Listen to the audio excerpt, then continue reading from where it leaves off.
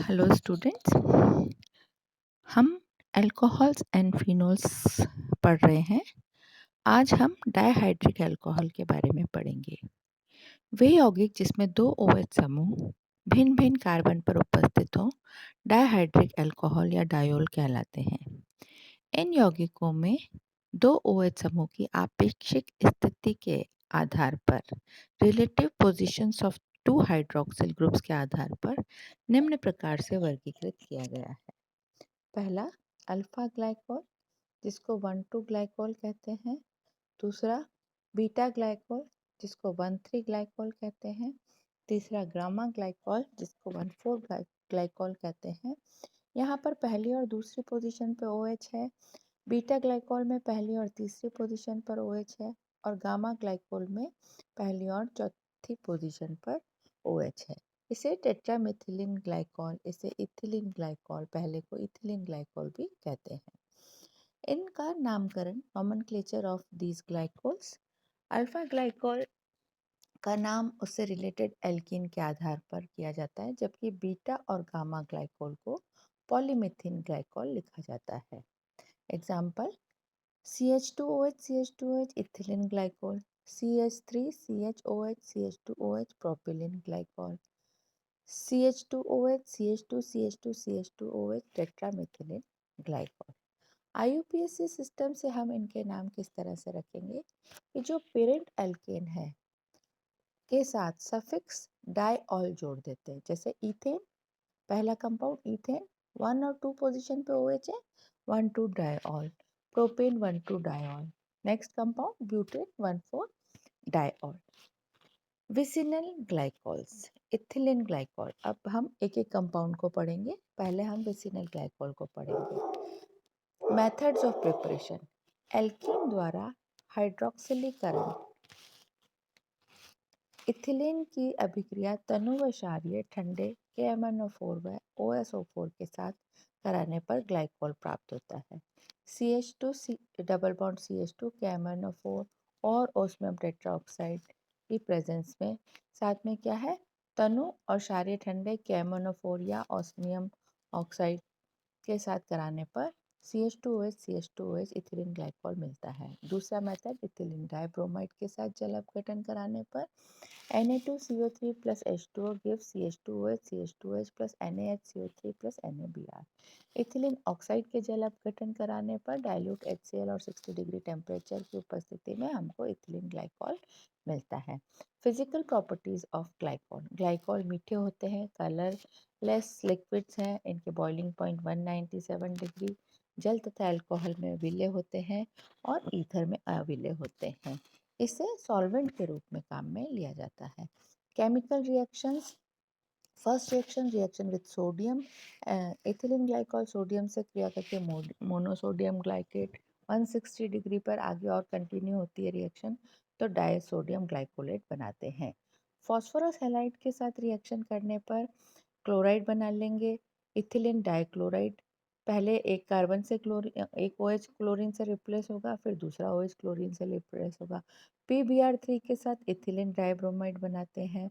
PI3 के साथ ethylene डाइआयोडाइड बनाते हैं जो अनस्टेबल होता है, बाद में इथिलीन और आयोडीन में कन्वर्ट हो जाता है। हाइड्रोजन क्लोराइड के साथ रिएक्शन करने पर इथिलीन क्लोरोहाइड्रिन और इथिलीन डाइक्लोराइड बनता है।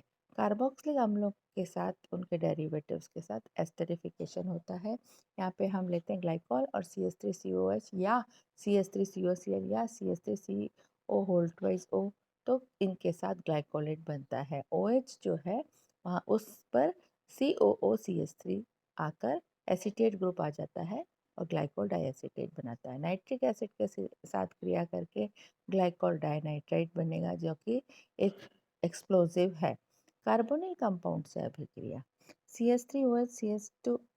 CH2OH plus aldehyde gives you cyclic acetal. Ketone के साथ रिएक्शन करने पर साइक्लिक कीटल हमको मिलता है। ऑक्सीकरण, ग्लाइकोल का ऑक्सीडेशन कराने पर glycol aldehyde, glycolic acid, glyoxylic acid और ऑक्सैलिक अम्ल मिलता है। यह अभिक्रिया तनु HNO3 और KMNO4 की उपस्थिति में होती है। मुख्य रूप से इसमें हमको ग्लाइकोलिक और ऑक्सैलिक एसिड मिलते हैं। यह अभिक्रिया में CC बॉन्ड क्लीवेज नहीं होता है। ऑक्सीडेटिव क्लीवेज, ग्लाइकोल का ऑक्सीकरण लेड टेट्राएसिटिक एसिड या अम्लीय KMNO4 या अम्लीय पोटेशियम डाइक्रोमेट पर आयोडिक अम्ल HiO4 के साथ क्रिया कराने पर ग्लाइकोल का C सिंगल बॉन्ड C टूटता है और हमको यहाँ पर हम कार्बन कार्बन विखंडन करते हैं। तत्पश्चात ग्लाइकोल का ग्लाइकोल विखंडन कहते हैं। CH2OH पर आपने यहाँ पर लेड टेट्राएसिटेट के साथ रिएक्शन कराया तो लेड के साथ दो तरफ एसीटेट ग्रुप और दो तरफ आपका CH3O जुड़ गया और साइक्लिक एस्टर आपका बन गया, जो आगे जाकर फॉर्मेल्डिहाइड और लेड एसीटेट बनाता है। जलीय HiO4 और H5IO6 मेलाप्रिड रिएजेंट के साथ क्रिया कराने पर यहाँ पे हम देखते हैं नीचे जो क्रिया हो रही है, यहाँ पर भी हमको एल्डिहाइड मिलता है। ये किस तरह से क्रिया करता है इस डायग्राम में दिखाया गया है। यहाँ पर भी हमको फॉर्मेल्डिहाइड प्राप्त होता है। ग्लाइकोल का निर्जलीकरण अगली अभिक्रिया है। ग्लाइकोल का निर्जलीकरण करने पर इथिलीन ऑक्साइड मतलब जल निकल जाता है और इथिलीन ऑक्साइड प्राप्त होता है। ये 500 डिग्री सेंटीग्रेड पर गर्म करने पर होगा। दूसरी अभिक्रिया ZnCl2 के साथ P2O5 की प्रेजेंस में एसिटल्डिहाइड बनता है और H2O निकलता है। तीसरी अभिक्रिया में हमने दो ग्लाइकॉल लिए हैं। तनु H2SO4 के साथ जल निकालने पर डाइऑक्सेन एक सॉल्यूशन डाइऑक्सेन बनता है जो इंडस्ट्रियल सॉल्यूशन है। इसी तरह से दो ग्लाइऑक्सेन को सांद्र H3PO4 के साथ करने पर जो निर्जलीकरण होता है, डिहाइड्रोजिनेशन डाइथिलीन ग्लाइकोल बनाता है। इसी की अगली रिएक्शन है पिनेकोल पिनेकोलॉन रीअरेंजमेंट। अम्ल की उपस्थिति में 1,2 ग्लाइकोल का एल्डिहाइड या कीटोन के साथ पिनेकोल पिनेकोल रीअरेंजमेंट होता है। यहाँ पर क्या होता है, पूर्णतः प्रतिस्थापित 1,2 diol 2,3 dimethyl butane 2,3 diol pinacol कहलाते हैं। ये पिनेकोल बना CH3C CH3 CH3C CH3 OH ये हाइड्रोजनेशन से CH3 C डबल बॉन्ड और CH3 ये कैसे क्रिया होती है आपकी, ये देख लीजिए। 1,2 डाइऑल का प्रोटोनीकरण होता है पहले और प्रोटोनीकृत डाइऑल कार्बोनियम आयन में बदलता है और कार्बोकैटायन में मिथिल समूह का 1,2 स्थानांतरण हो जाता है, डीप्रोटीनेशन होता है और ये पिनोकोल बनता है। क्योंकि यहाँ पर रीअरेंजमेंट हो रहा है इसलिए इसको पिनेकोल पिनेकोलॉन रीअरेंजमेंट कहते हैं। Semi pinacolone rearrangement, beta amino alcohol का रीअरेंजमेंट HNO2 से बीटा आयोडो अल्कोहल का मर्क्यूरिक ऑक्साइड के साथ बीटा ब्रोमो अल्कोहल का Ag2O के पुनर्विन्यास पिनेकोलॉन बनता है। इस अभिक्रिया को सेमी पिनेकोलॉन पुनर्विन्यास कहते हैं।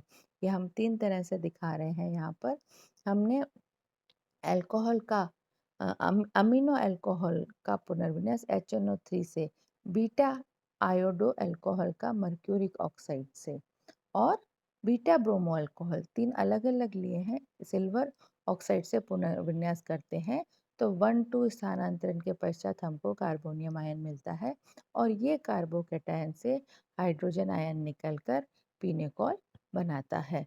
तो इस प्रकार हम डाइऑल की रासायनिक अभिक्रियाओं को देखते हैं। तो हम एक बार आपको फिर से ब्रीफ कर देते हैं कि आज हमने क्या टॉपिक लिया था। आज हमने टॉपिक लिया था डाइहाइड्रिक अल्कोहल और इस dihydric alcohol alpha glycol beta glycol और गामा ग्लाइकोल में से हमने एक compound alpha glycol vicinal glycol ethylene glycol को पढ़ा था। इसके प्रिपरेशन प्रॉपर्टीज, फिजिकल प्रॉपर्टीज और केमिकल प्रॉपर्टीज को हमने आज कंप्लीट किया है। नेक्स्ट टर्न पर हम आपको ट्राइहाइड्रिक अल्कोहल्स के बारे में बताएंगे।